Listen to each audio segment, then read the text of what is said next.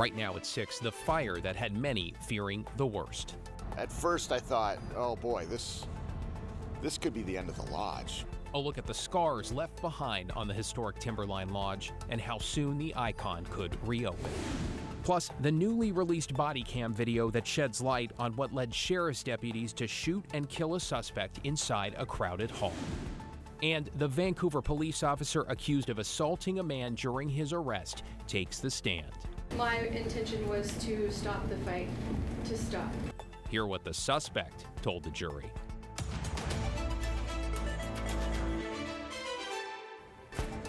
Good evening, everyone. We begin at 6 with the view at historic Timberline Lodge, where things are significantly calmer than they were last night, with the iconic building now closed as investigators assess the damage from last night's fire. This was the view from the same camera around 10 Thursday evening as a section of the roof near the main chimney in the building's historic heart appeared to be on fire. Thanks for joining us. I'm David Molko. Thankfully, no one was injured and the damage appears to be contained to a small section. Let's get right to John Adams live on the mountain. John, it sounds like everything went right when it came to getting guests and workers there to safety. Yeah, David, it really did. Over 100 guests were in the lodge at that time, including staff members as well, and they all made it out safely, like you said. We spoke to a couple who were staying the night at the lodge last night. They were actually in the lodge's hot tub when they first noticed flames on the roof of the building. From what we could see, it was all on the other side, and if you can see the smoke and the flame damage that's on the roof here. Jenny Taylor and Jim Snyder were two of the 120 hotel guests who were evacuated from Timberline Lodge Thursday night. They were in the pool area when the flames broke out. A whole group of people was in the hot tub when we started to see some sparks flying. They credit the staff at Timberline for helping everyone get out of the building safely. People were getting out and the alarms were going on, so we went and got clothes, and the evacuation process was happening, which Timberline handled remarkably well. Got what we could from our room, and went to the day lodge where everyone was instructed to go. This video shows the extent of the fire damage on the north side of the building. A Timberline spokesperson says embers from the lodge's fire most likely started the blaze, but the fire didn't penetrate into the hotel portion of the building. We're extremely fortunate, that our first responders did, a remarkable and amazing job last night. Crews are working to mitigate any water damage caused in the process of putting out the fire. The fire crews were saturating the roof of the hotel for a couple hours. Most people know there's a lot of remarkable art in Timberline, and I have received reports this morning of a couple of those pieces being damaged.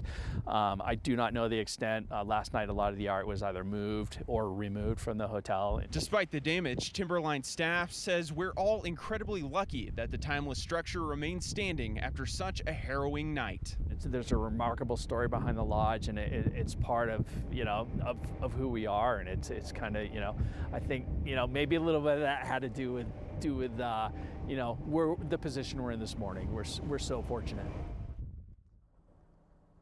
Well, crews were checking the structural integrity of the building this afternoon, and they say if all goes as planned, the lodge could reopen as early as Sunday.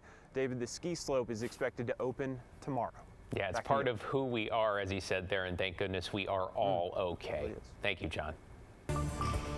Right now at 6, we're getting a clearer picture of what happened when Clark County Sheriff's deputies killed a man inside a crowded American Legion building.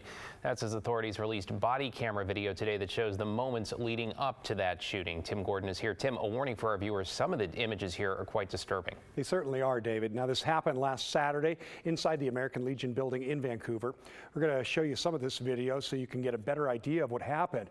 You will hear the gunshots, but we will not show you the video of the man being shot.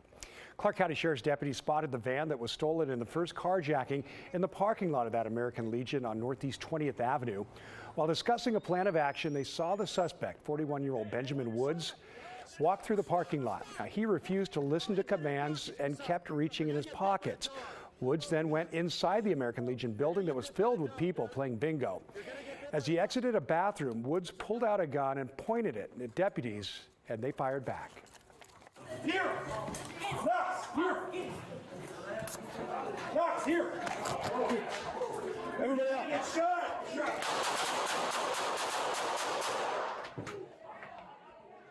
What a sound. Well, it's worth mentioning that deputies had a canine, but it appears the dog did not listen to commands to take down Woods.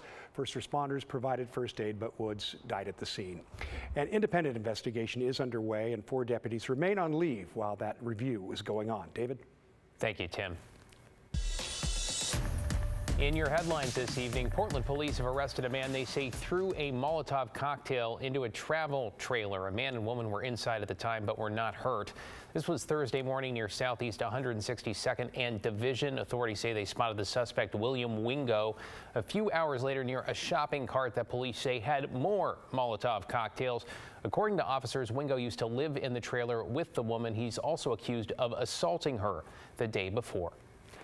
Nike has confirmed it is laying off 740 people at its world headquarters in Beaverton.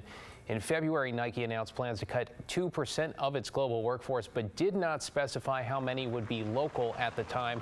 Nike says the layoffs will happen by the end of June. The company has about 83,000 employees worldwide, including 11,000 in Beaverton. A man accused of smashing a 34-pound boulder onto a woman's head has now reportedly had their criminal case thrown out. He will not be on the streets, though. The Oregonian reporting a Multnomah County judge determined Dwayne Simpson was mentally unfit to stand trial, but he will be committed to the state psychiatric hospital for at least 2 years. The August 2022 incident was right after Simpson had been released from a behavioral health center in Portland and within a month of him making threats to attack women. And a pair of federal grants are headed to Oregon to help deal with the impacts of climate change. The $11 million for the Transportation Department will fund 2 projects. One replaces a culvert under Highway 101 between Tillamook and Lincoln City, an area that often deals with a lot of flooding. The rest of the money will go to several Lane County cities to address weather-related hazards related to infrastructure. Matt? All right, David, thank you so much. We'll take a look down at Mount Jefferson and the Three Sisters visible in Central Oregon through the haze. But what a beautiful day there. It is warm up on the mountain, too. It's 38 degrees at Timberline at 6,000 feet. The east winds are still there, but they are backing off. Some high clouds at the coast, but Newport is still at 60. And look at this, those east winds extend all the way off the north coast, and that's why Astoria is about 10 degrees warmer than Newport at this hour. Clouds will roll in Saturday.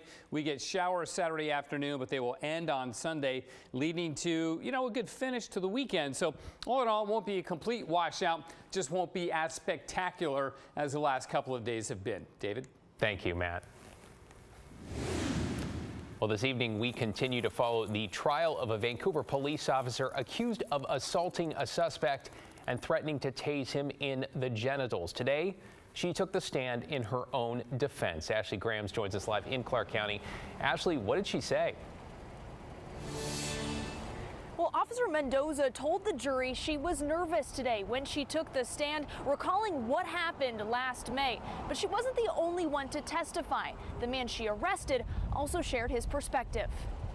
Key witnesses testified during the second day of Vancouver police officer Andrea Mendoza's trial. She's charged with misdemeanor assault, and the man she's accused of assaulting took the stand. This is Elijah Guffey Prejean. At the time of his arrest last May, he was 19 years old. Have you pleaded guilty to stealing from Walmart? Yes. He says he did steal from Walmart. That day, Mendoza was called to the scene. I took some candy bars. And it was those candy bars that triggered the 911 call and his eventual fight with Mendoza. This is body camera footage of the arrest. Knock it off or I'll do it in your nuts. You can hear Mendoza threatening to tase Guffey Prejean. While on the stand, he said she pulled down his pants and held the taser against his genitals. Mendoza's defense quickly pointed out Guffey Prejean was resisting arrest. That you would have ran away if you couldn't. Later on, Mendoza took the stand, recalling the way Guffey Prejean fought back. Her defense arguing that officers are allowed to use force when suspects don't comply. My intention was to stop the fight, to stop. It was going on long enough to control the situation, making sure that he is safe, no, not, as minimal injuries to him, my partner, and myself. But the prosecution says this use of force just went too far. And you've never been trained to expose genitals as part of arresting somebody, correct? Well, this trial is expected to resume Monday morning. Lawyers will give closing arguments, and then the jury will deliberate. David? Ashley Graham's in Vancouver tonight. Thank you, Ashley. It aims at dividing our communities. Well, straight ahead at 6, the new complaint that wants to throw the deal Portland teachers landed with the district out, and why some parents say it is all a big distraction. And all eyes on the Thorns with a chance for a comeback after a less than stellar start to the season. So will a coaching shuffle do the trick? And coming up at 6:30, a closer look at the impact of drug use and dealing in one stretch of downtown Portland. Tonight, we are following up and asking whether efforts to address it appear to be working. That's coming up at 6:30 on The Story, only here on KGW.